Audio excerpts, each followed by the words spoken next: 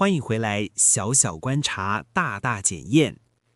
我先问你一个问题，你有没有买完润饼，然后放在桌上，滑个手机再慢慢吃呢？或者吃到一半，觉得先放着，等等再继续？如果有，那今天这集你真的要听完。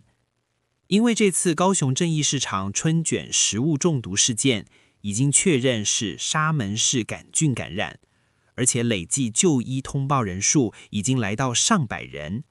地点就在正义市场的一个春卷摊，这不是单纯吃坏肚子，而是你真的把活的细菌吃进去了。今天我要用医检师的角度带你看这次沙门氏杆菌食物中毒是怎么发生的，以及为什么它离我们的日常生活其实非常非常近。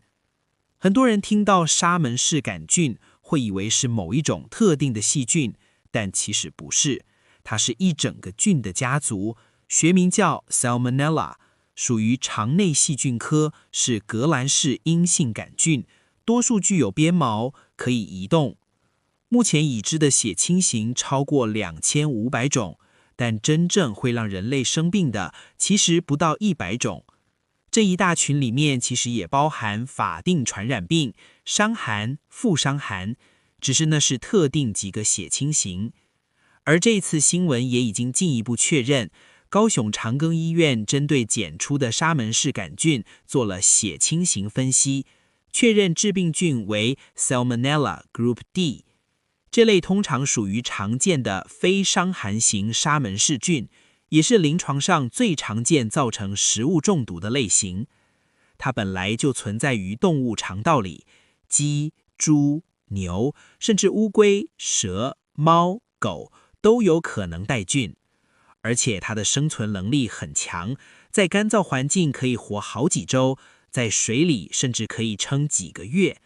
也就是说，只要前面某个环节被污染了，后面要完全阻断它，其实没有那么容易。我看到这次新闻，第一个怀疑的不是肉，而是蛋。为什么？鸡蛋是沙门氏杆菌最常见的来源之一，蛋壳外面可能有鸡粪污染，从生蛋状态开始就可能已经带菌，就算洗了蛋壳，也不一定能完全去除。而且这次业者一开始没有明确说明有没有使用蛋，后来才确认里面其实有蛋丝，这个细节很关键。真正有效杀死沙门氏杆菌的方式只有一个，足够的高温加热。食品安全建议，食物中心温度要达到摄氏70度以上才能有效杀菌。很多人觉得食物只要有煮熟就安全，但真正的问题常常是煮熟之后。想象一个画面，摊贩把高丽菜炒好，蛋皮煎好，豆干卤好，然后放在旁边等客人。这段时间可能半小时、1小时，甚至更久。问题就在这里，这段时间的温度刚好落在一个范围，摄氏7度到60度之间。这个区间有个名字，叫做危险温度带。在这个区间，细菌的繁殖不是慢慢来，是倍数成长。你在等它凉一点好入口，细菌在等的是最适合爆发的时机。而且有一件事要特别说，蛋丝、豆干这类食材看起来清爽，但风险其实很高，因为它们高蛋白、含水分，切丝之后表面积变大，这些条件全部都是细菌喜欢的环境。那我们检验科到底怎么确认是沙门氏杆菌？病人来的时候，我们通常会收粪便或呕吐物作为检体。第一步不会急着找菌，而是先做增菌培养，让原本数量可能很少的细菌长多一点。接下来才进入关键的选择性培养。我们会把检体借种到像 XLD 这类培养基上，这些培养基很聪明，会用颜色变化去帮你筛选可疑菌种。像沙门氏杆菌，常见的表现就是红色或偏透明的菌落，中间带黑色。那个黑色是因为它会产生硫化氢，和培养基里的成分反应后形成沉淀，算是非常经典的辨识特征。当看到这种菌落，医检师基本上就会高度怀疑，但这还不算确诊，后面一定还要再做确认。传统会用生化反应，像 TSI、LIA 去看它的产酸、产气还有硫化氢反应是否符合。现在很多实验室会直接使用 MALDI-TOF， 几分钟内就能把菌种辨识出来，最后再做血液学分群，利用 OH 抗原去确认它属于哪一个血清型。像这次新闻提到的 Group D， 就是透过这一步被确认出来的。感染沙门氏杆菌之后，通常在6到72小时内会出现症状，大多数人落在12到36小时之间。症状包括恶心、呕吐、腹泻、发烧、腹部绞痛，通常会持续2到7天。有一个很重要的判断依据，症状发作越快，通常代表菌量较高或个人体质较敏感。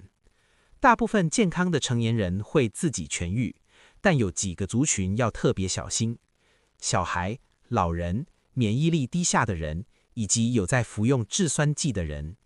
这些人比较容易演变成严重的菌血症，就不只是肠胃炎那么简单了。还有一件事很少人知道，有些人症状消失之后还会继续排菌，可能几天、几周甚至几个月。小朋友的排菌期甚至有机会超过1年。也就是说，它看起来好了，但还是有传播的可能。最后要打破一个大家最常有的迷思：食物放冰箱就安全了吧？不是的，冰箱只是让细菌的繁殖速度变慢，不是杀死它。